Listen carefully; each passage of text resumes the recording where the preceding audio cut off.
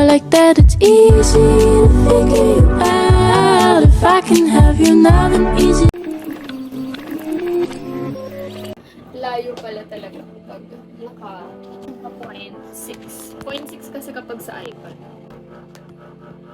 So yan, nanghiram lang ako ng iPad sa nanay ko. So, hey guys, welcome back again to my YouTube channel. So, as you can see, I'm just feeling myself today lang. Samahan niyo ako mag-get ready with me. Ito lang. Yan, para may dagdag lights. So, ito nga pala is nirkala sa akin ng mama ko nung debut ko. So, I love it so much. Ingit kasi ako sa kanya. So, ang daldal ko na naman. Naingit kasi ako sa kanya kasi binigyan siya ng stepfather ko ng ganito.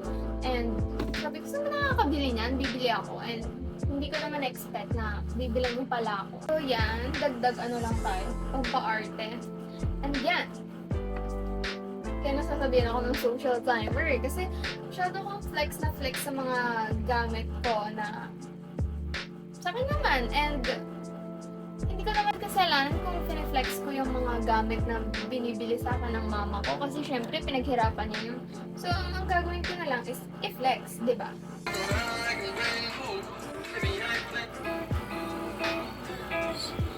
So ang first natin gagawin is kuha tayo ng cotton pad.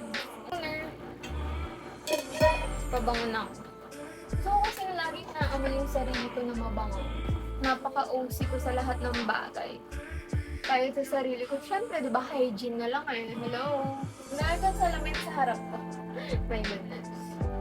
Kasi maliit lang yung room ko. So, ang gagawin ko na lang is para magmukha siyang malaki, maglagay tayo ng maraming salamin. I have a full-length mirror. Thank you na lang sa, mommy ko. Hindi yung mom ko yung kapatid ng lola ko. And sa tita ko na nagbigay ng vanity. Ayun, marami nagtatanong sa akin kung saan ko pala binili yung vanity dresser na yan. Bigay lang sa akin yun kaya hindi ko masagot. Alam ko, meron niya nabibili sa mga marketplace and mga pasadya, ganun. Hindi ako na ito gamitin. Pero dati, ito yung salamin ko lang dito sa kwarto.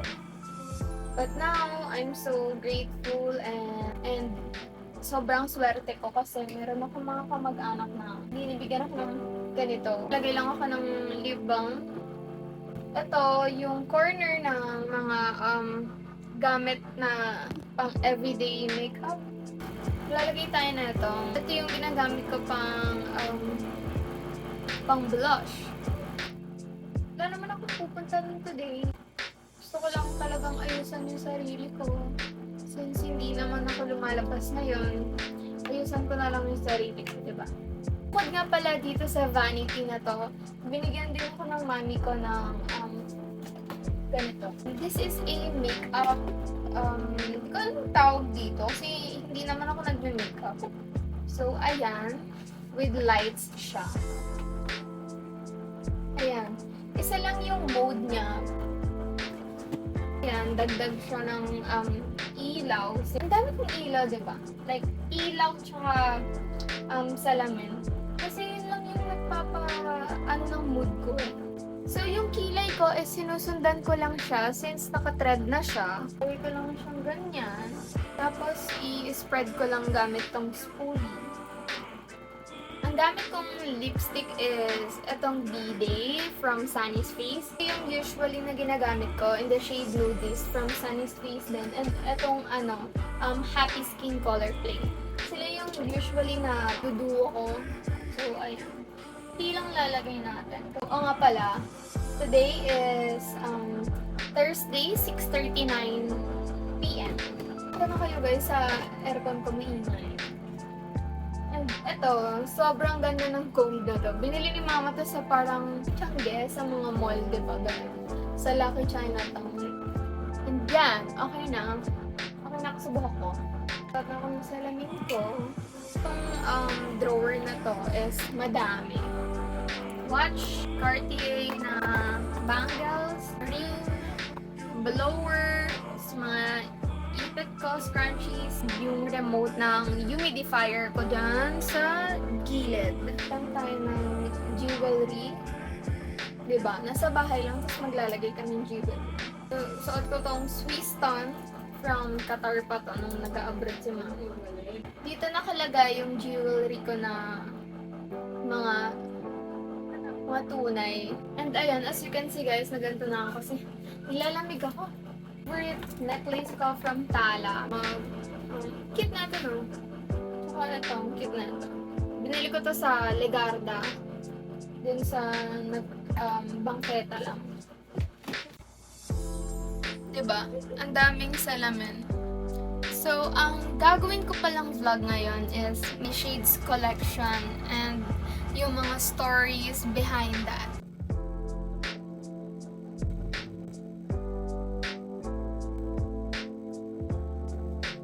And ayan guys, meron akong mga shades dyan kasi hindi na sila nagkasya dun sa pinakalalagyan ko.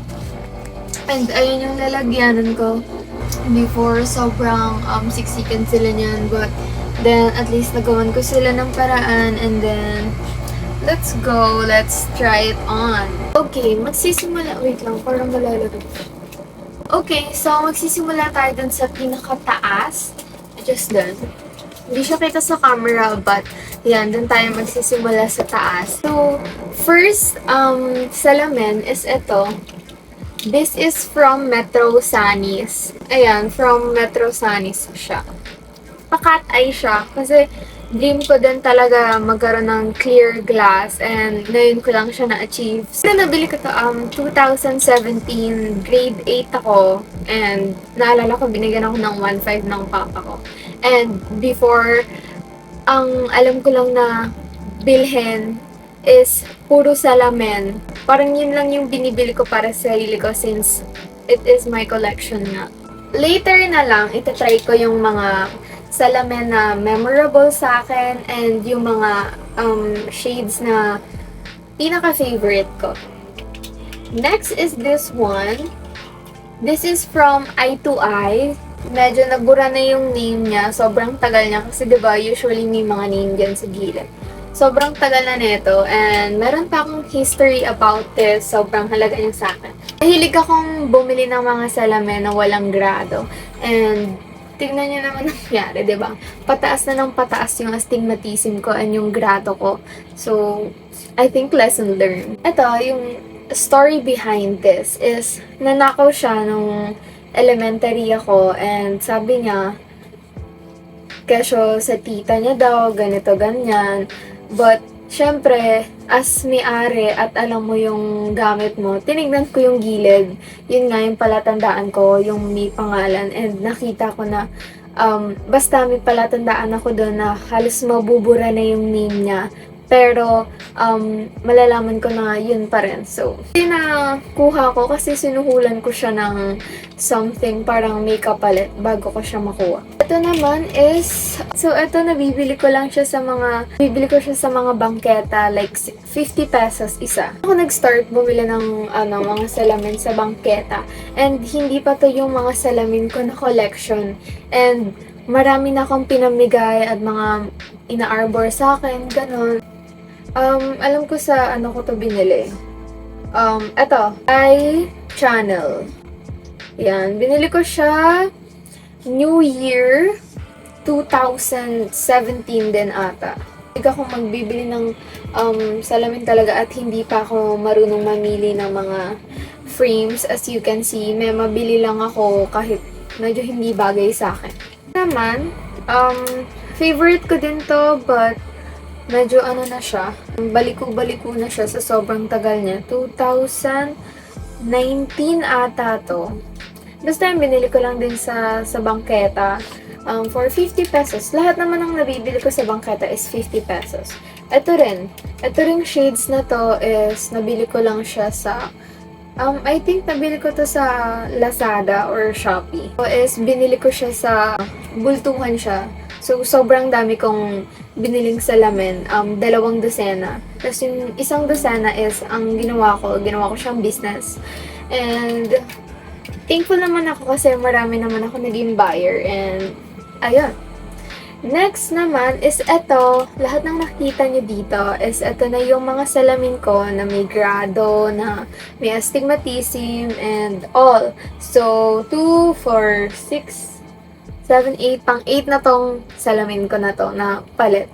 So, I started wearing eyeglasses na merong grado is grade 8 ako. This is my first eyewear na ito yung transition na nagiging shades pag maaraw. And nakakaloka.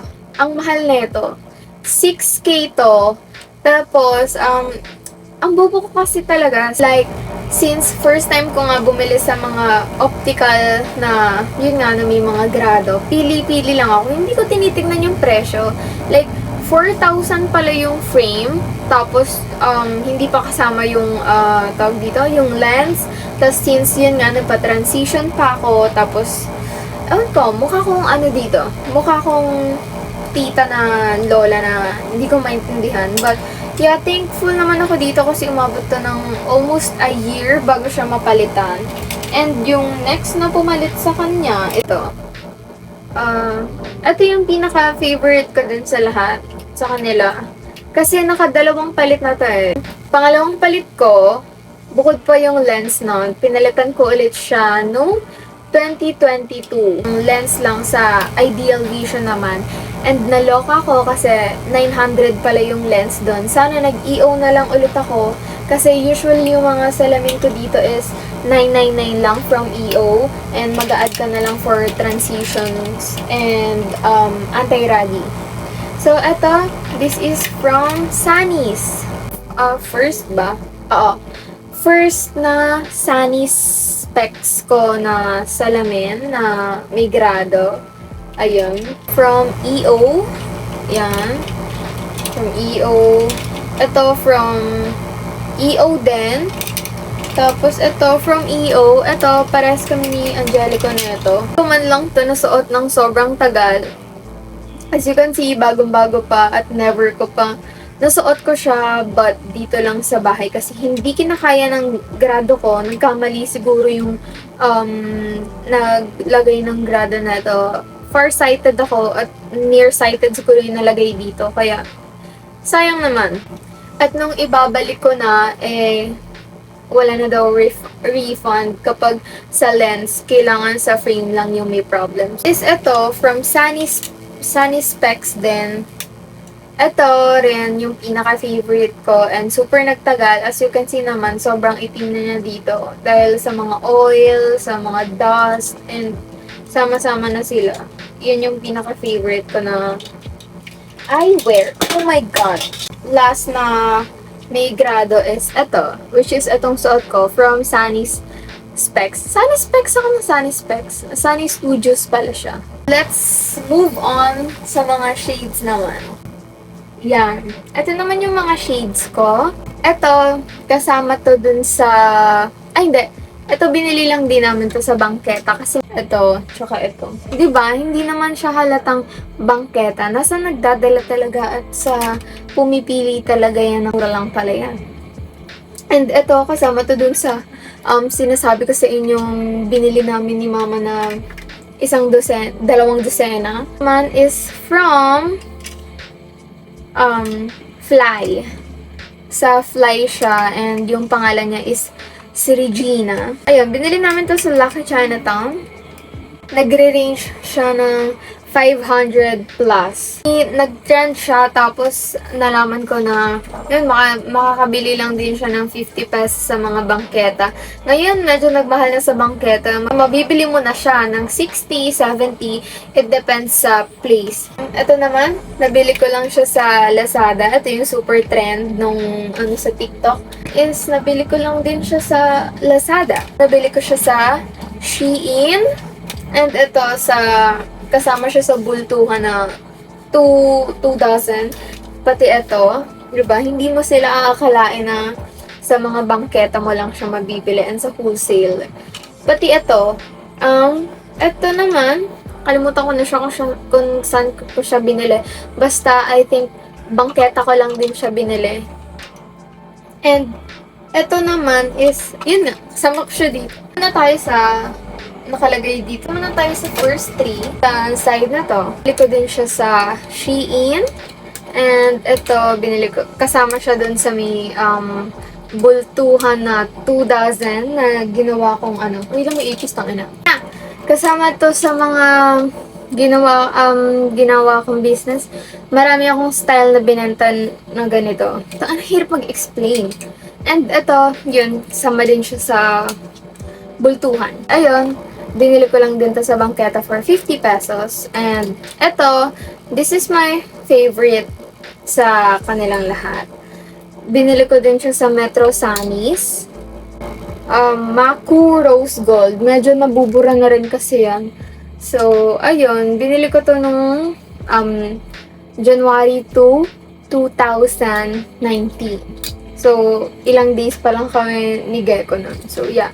And kasama rin pala sa naka-display yung shades ng aso ko. Mamaya sukatin natin sa kanya kapag nag-try on tayo. Last 3 sa ating collection. Mga shades na to is super important. Sobrang mahalaga rin sa akin itong shade na to because binili sa akin to ni Gecko nung nasa Ocean Park kami. Since yun nga, mahilig nga ako sa mga shades and sabi niya, uy, Bal, bagay sa'yo yung mga ganyang shade. And binilin niya ako for hindi ko alam, hindi ko na matandaan kung magkano to. Basta may nagbebenta dun sa Ocean Park tapos binili niya ako ang ganito.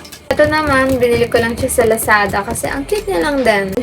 Binili ko siya kasama din siya sa bultuhan. So, ayun guys, kung napansin nyo is mostly sa mga salamin ko is nabibili lang siya sa bangketa and sobrang mura niya at hindi mo mahahalata sa itsura niya na ganun lang siya kamura. Hindi naman yan kung paano mo siya dalhin, kung paano mo siya style.